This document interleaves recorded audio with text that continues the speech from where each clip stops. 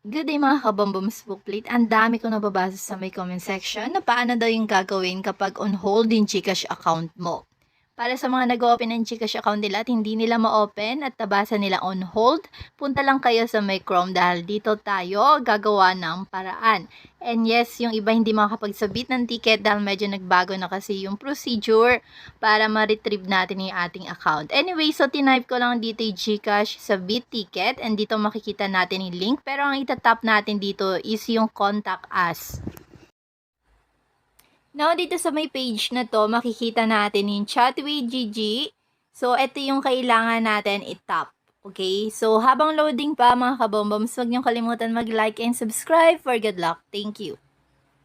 So, hintayin lang natin mag-load yung Gigi.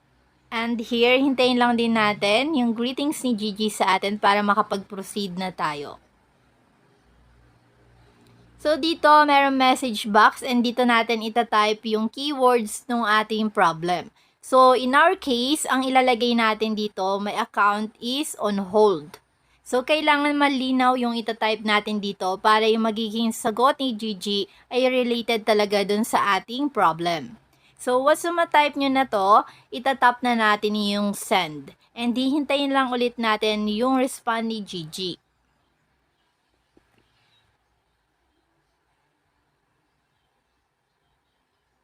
Pwede nyo din itong gawin sa mismong GCash app nyo, pero yung iba kasi hindi talaga nag-o-open yung GCash app nila, kaya naman sa may browser ako gumagawa. Pero same procedure lang naman. Anyway, dito ilalagay daw natin yung ating mobile number para ma-check nila sa kanilang system. So, sa paglalagay na ating mobile number na nakaregister din sa ating GCash account na on hold, tatanggalin lang natin yung 0 sa unahan, okay? So, tandaan nyo po, tatanggalin natin yung 0 sa unahan. Then, hintayin lang ulit natin yung response ni Gigi. So, hahanapan tayo ng email address natin na nakalink dun sa ating GCash account. So, kailangan nyong ibigay yan. Pag hindi nyo sigurado kung ano ba yung email nyo, pwede kayong pumunta sa inyong Gmail inbox, then i-type nyo lang dun yung GCash, then lalabas dun kung saan nyo ba na-link yung GCash nyo, okay?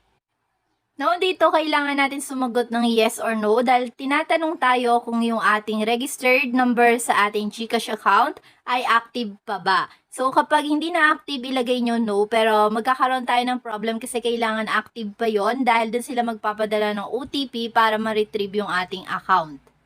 So, ilalagay ko dito yes and hihintayin natin yung isasagot ni Gigi.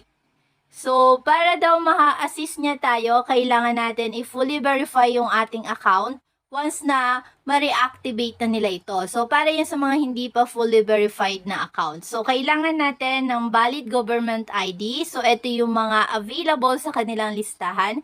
So, kahit isa lang dyan, kailangan ihanda nyo na kasi once na i-contact tayo ni GCash, gagamit tayo ng ID para ma-verify yung ating account. So, kapag meron ka ng isa dyan sa mga ID na nasa listahan, ilagay mo yung yes. Pero kapag wala naman, tap mo yung no, pero kailangan talaga meron tayong valid ID.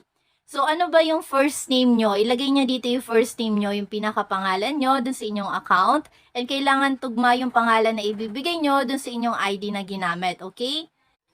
Kasi kapag mismatch or hindi tugma yung ID, and yung pangalan na binibigay nyo dito, ibig sabihin false information yan at hindi yan ika-clarify ni GCash or hindi kayo matutulungan na ma-retrieve yung account nyo. So, ilalagay nyo din dito yung last name nyo and tingnan nyo kung tama yung mga letters ng inyong pangalan at ng inyong apelido. Okay. So, dito, bibigyan na tayo ng reference number and magagamit natin to kapag gusto natin mag-follow up, okay?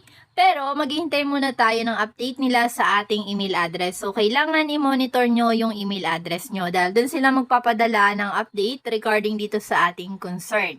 And bago ko tapusin itong video na to, meron pala akong ipapakita sa inyo. Alam nyo ba na pwede kayong mag-check out gamit etong Bomboms Bookplate YouTube channel? Yes, punta lang kayo sa may store and makikita nyo yung mga products na available dyan and legit yan dahil affiliate tayo ng Shopee. Makakakuha din kayo ng discount kay YouTube dahil minsan nagbibigay sila ng vouchers. Okay, so hanggang dito na lang ang video natin for today. Thank you for watching and stay blessed. And kung meron kayong mga katanungan, iwan nyo lang yan sa ating comment section at pag may time kami, syempre bibigyan namin ng tutorial yan or kasagutan.